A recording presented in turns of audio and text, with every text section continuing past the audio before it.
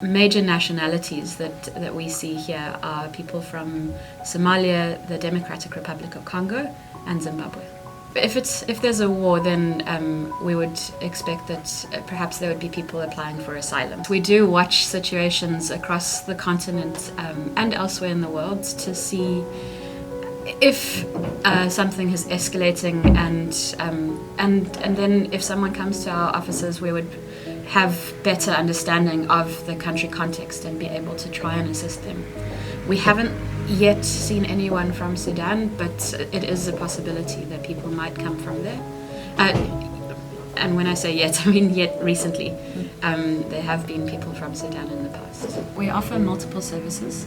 The Advocacy program provides paralegal advice and referrals to asylum seekers. That's mainly to do with accessing services at Home Affairs, help with navigating the asylum system in South Africa. But sometimes people will come with a different issue that they need help with. For example, they might need help with their rental contract.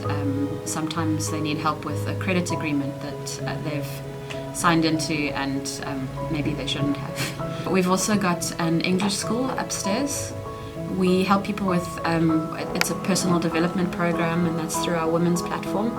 And they do a number of modules, and eventually at the end of the program we try and assist people in either finding employment or starting their own business. And then we've got an employment access program as well that's open to both South Africans and foreign nationals. There we assist people with basics like writing your CV. And then we also have a job placement desk as well, so we try and assist people in finding work. Lastly, but most importantly, we have assistance for people who need emergency assistance. So that's through our welfare program, and it's provision of humanitarian assistance. Sometimes that involves helping people with money on a short term, usually less than 3 months, basis to pay their rent or to buy food. We get donations of clothes, and people can come to get clothes from us as well. Unite is one of the programs that Scalabrini is doing. So Unite is a mentorship and leadership program working with 6 schools around Cape Town.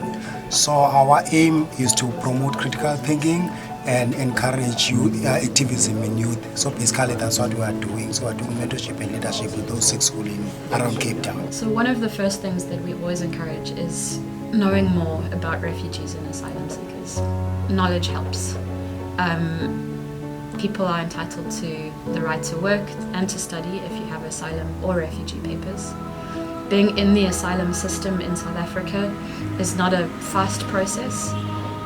It often takes years before someone becomes a recognized refugee. And in that time, they have to continue to renew their asylum permits sometimes it's every 6 months, sometimes it's shorter periods than that. That means that someone has to miss work, miss school, in order to go and stand in a queue from early in the morning, sometimes for days at a time.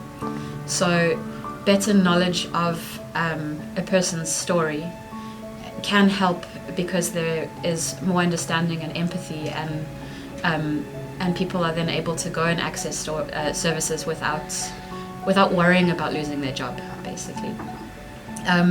Other ways that people can help with Scalabrini directly.